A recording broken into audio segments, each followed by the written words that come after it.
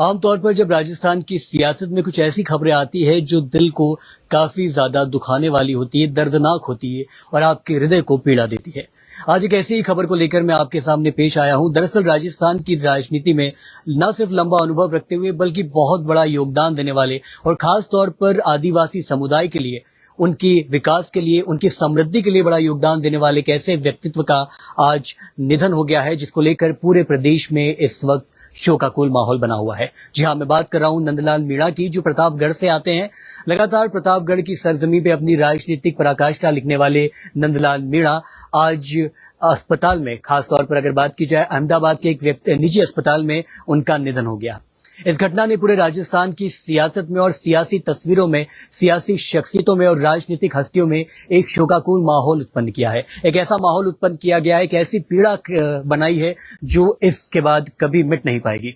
नंदलाल मीणा का राजस्थान की राजनीति में एक अपना योगदान था, एक बहुत ज्यादा महत्वपूर्ण योगदान था और उनके महत्वपूर्ण योगदान की सबसे बड़ी जो भूमिका रही वो आदिवासी क्षेत्र में रही, जनजाति क्षेत्र में रही। नंदलाल मीणा वो व्यक्ति है जो 4 बार मंत्री रहे राजस्थान सरकार में, 4 बार विधायक रहे हैं, 35 साल से ज्यादा का उनका राजनीतिक अनुभव रहा है, एक बार वो सांसद भी बने हैं। ऐसे में लंबा सियासी अनुभव के चलते, लंबा सियासी गणित के चलते उन्होंने प्रतापगढ़ सहित दक्षिण राजस्थान के संपूर्ण क्षेत्र में, आदिवासी क्षेत्र में एक अलग पहचान बनाई, एक ऐसी पहचान बनाई जो कहीं न कहीं जनजाति क्षेत्र के विकास के लिए एक पर्याय बनकर सामने उभरी। और आज की तारीख में तकरीबन 1 बजे का ये खबर है कि वो हमारे बीच नहीं रहे। नंदलाल मीणा की मृत्यु हो गई है।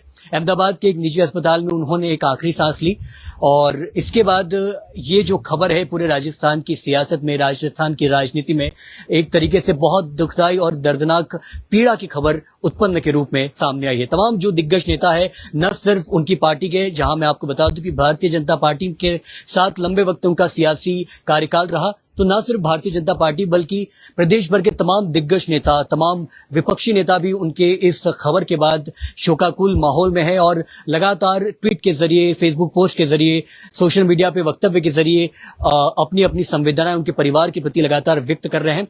मैं बता दूं यहाँ की राजस्व मंत्री, जो राजस्व की जिम्मेदारी संभाल रहे हेमंत मीणा, उनके वो पिता थे और उनका काफी ज्यादा लंबा राजनीतिक अनुभव रहा है। जनजाति क्षेत्र में के विकास के लिए उन्होंने बहुत कुछ योगदान दिया है, बहुत कुछ काम किया है। लेकिन अब इस नाम के ऊपर, एक तरीके से इस कार्यकाल के ऊपर, इस सियासी अनुभव के ऊपर एक तरीके का चिन्ह, विराम चिन्ह लग रहा है, क्योंकि अब इस खबर के साथ ही राजस्थान की राजनीति में एक ऐसा खालीपन आया है जिसको भरना अब नामुमकिन सा लगने लगा है। लगातार पंजाब केसरी राजस्थान तमाम चीजों के जरिए, तमाम अपडेट्स के जरिए, तमाम सारी खबरों के जरिए आपको बताने का प्रयास कर रहा है कि नंदलाल मीणा इस वक्त, इस बार अब हमारे साथ बीच में नहीं रहे हैं, इस दुनिया में नहीं रहे। उन्होंने अहमदाबाद में अपनी अंतिम सांस ली।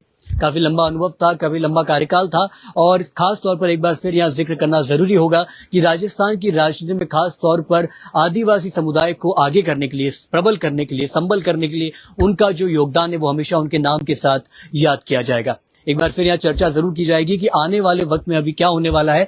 तो लगातार जो आधिकारिक खबरें, अभी तो कोई पुष्टि नहीं हो पाई है, लेकिन बताया जा रहा है कि नंदलाल मीणा का जो अंतिम संस्कार होगा, जो आखिरी रीति रिवाज होंगे, वो उनके पैतृक गांव में किए जाएंगे और पैतृक गांव में साथ ही साथ उनकी अंतिम संस्कार की जो खबरें आ रही है, हालांकि अभी तक आधिकारिक पुष्टि नहीं हो पाई है, लेकिन ये बात तो पूर्णतः 100% सत्य है कि नंदलाल मीणा के मृत्यु होने के बाद, उनके जाने के बाद जो राजस्थान की राजनीति में जो खालीपन आया है वो कभी भर नहीं पाएगा। तो ऐसे में पंजाब केसरी का प्रयास था कि आपको इस लेटेस्ट अपडेट से और इस बड़ी खबर से आपसे रूबरू करवाए। आपका क्या वक्तव्य है, आपकी क्या राय है, प्लीज कमेंट में जरूर बताइए। और बाकी पंजाब केसरी राजस्थान इस पूरी खबर पर लगातार नजर बनाए हुए, आपका क्या सोचना है वो जल्दी हम उसका इंतजार करेंगे। देखते रहिए पंजाब केसरी राजस्थान। एक बार फिर से बहुत बहुत शुक्रिया।